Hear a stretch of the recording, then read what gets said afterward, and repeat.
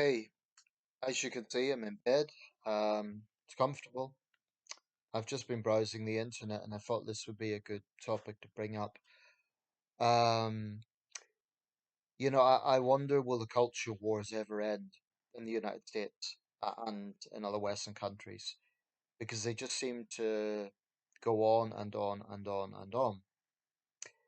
Um, so I've just watched a little clip from The Daily Show and they're kind of mocking the conservative reaction to the left wing reaction to the Sydney Sweeney jeans ad for American Eagle, which has attracted a lot of discussion. Now, my stance on that is I think that those who want to find racism in it really need to have a word with themselves if it's ridiculous. But it has to be said the right probably are also overreacting by overplaying the left wing reaction. So that the comment thread on that one was full of people saying that they're a liberal and um, they haven't even seen the ad or, mocking the conservative response. But, the thing with the culture wars, it's like, I mean, this is how I would describe this situation. It's like the left are offended by the right being offended by the left. It's, or, the right is offended by the left being offended by the right. It gets into this ridiculous thing where you don't even know where it really starts. In this case, I guess we'd have to break it down as the initial offensees were left wingers who called out what they saw as racism. Then the right reacted to it, then the left reacted to that. So it just becomes, it becomes ridiculous. Um, but I think one thing worth talking about is the difference between liberals and woke ideologues, because I do think there's a difference. I think often in the vernacular, when people talk about the culture wars, liberal and woke are conflated very easily. And then the slightly more formal term would be progressives. And even more loose is the left. Now, I've been guilty of that. I've spoken about the left and the right. It's very easy to fall into that thing. But the truth is, even in the United States, which often, when people engage a discourse, they like to generalize, even there is different factions within the left and the right. You know, there are moderate Republicans and there are MAGA Republicans. There are moderate Democrats and there are more hard left Democrats. And that's, we can find many subsections, I guess, within the two big parties.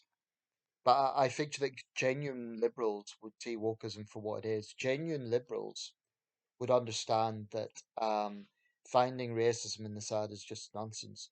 Now, one recurring thing that's come up is it's all a distraction by Republicans to get away from the Epstein Files.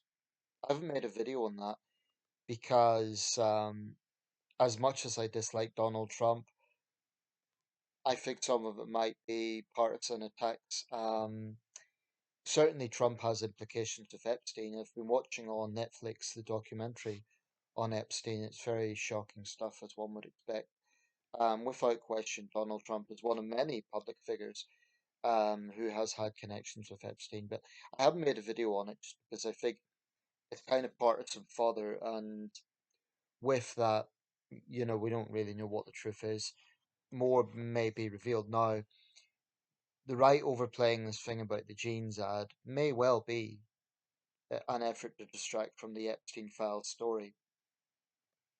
But again, I would point out the only reason they're talking about it is because some extreme woke people decided to find offense in this ad. Now, the question, I guess, is was there enough of them for it to be a story?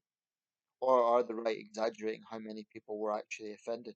Because let's say the initial controversy was just a few people, and then the right latched onto that and they exacerbated.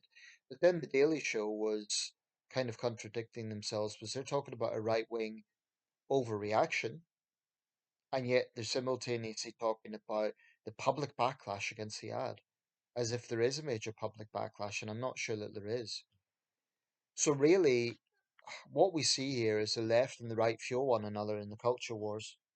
and it never ends. I really do wonder, where are America's centrists? Where are America's moderates? Do they not get so fed up with this stuff? I'm sure they do. But unfortunately, their voice seems to be lost in the wilderness. It's always the hard right and the hard left in America. It just, they always seem to be the factions that have the loudest voice. Um, a rational, reasonable person would say that finding racism in the South is ridiculous, but also that turning it into a huge story is probably also ridiculous when there's more important things going on in the world. In other words, Republicans probably are overreacting to those woke people. In other words, maybe just cover it a little bit, then let them get on with it, let them be offended. Um, Serious efforts to sort of get the ad banned or something, then it would be necessary for there to be a backlash because it would be ridiculous. But like I say, this is just a conflation of, well, it's the right and the left fueling one another. But I do think there's a difference between liberals and woke ideologues. A liberal will believe in traditionally progressive positions like gender equality and genuine anti-racism, labor opportunities, that sort of thing. Environmentalism, I guess. A woke ideologue is a hypersensitive person who wants to constantly police language, um, cherry picks what sort of bigotry they're against. I mean, I don't call myself a liberal because on issues like crime, I'm not liberal, I'm conservative. But I respect liberals more than I respect extreme woke ideologues because I think reasonable liberals are, I've no major objection to them. After all, I'm a guy that used to be a member of the Liberal Democrat Party in the UK, which is a centre left. Used to be. I'm no longer. I'm not aligned to any party right now. But anyway, yeah. I mean, this isn't. I'm not going to make this too long, but this is America. The left and the right constantly fuel one another, and it kind of taps into what I was talking about with the media. The Daily Show is not a news show; it's more like a sort of satirical comedy show. But they've got a blatant bias, pro left wing.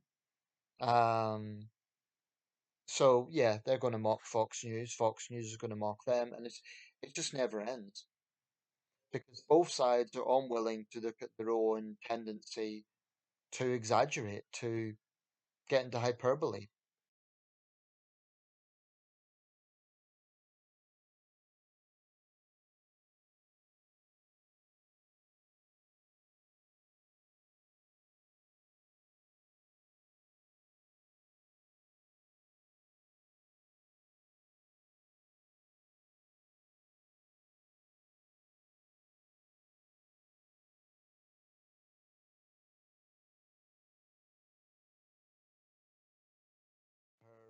Her versus Taylor Swift, typical Donald Trump, the president of the United States, wading into this. Um, that's typical of him, but that's beside the point. I think that anyone who found racism in that really needs to have a word with himself. So when I spoke about deranged woke ideologues, I stand by that. I do think it is deranged to find offense in that. But is the right also, beating this horse? I think they are. Um, because they won't want to talk about any controversies connected with Trump. So it's very possible that they're using it as a distraction and exaggerating it. It's a little bit like, if I can maybe draw this comparison, the whole thing about political correctness that was prevalent in the UK in the late 80s, the 90s, the 2000s. It was an issue, but I have long believed that the right have exaggerated it a little bit. Sometimes I see people talk about woke correctness when actually it's not really the case. For instance, someone talking about climate change doesn't mean that they're an extreme woke. Someone talking about police brutality doesn't mean that they're an extreme woke. Talking about injustice in of itself doesn't make someone a woke ideologue. I mean, I talk about those things, and the last thing I am is woke. So the right are also guilty of exaggerating this stuff a little bit. I think there is a problem with it. I think there are people out there on the political left who are obsessed with language policing, obsessed with trying to find offence in everything, and they're really tiresome. But maybe there's not as many of them as the right portrays. It may actually be that most Americans actually are reasonable. It's just that the extremes have the loudest voice on both left and right. I'd particularly like to hear the thoughts of Americans watching this. I mean, I would hope my channel attracts like-minded people. Not that I want this to be an echo chamber, but I would hope that my channel attracts moderate people. You might identify more with the left as a progressive, or you might be a bit more conservative. What's your thoughts on this? Honestly, I think both sides fuel one another, and we see it in the UK as well, just on a smaller scale, but we definitely see it here as well. And I think this is a very good example of it. You have an initial thing whereby one side makes an issue out of nothing, the other side responds, and then they exaggerate it, and it's just never ending. Let me know your thoughts.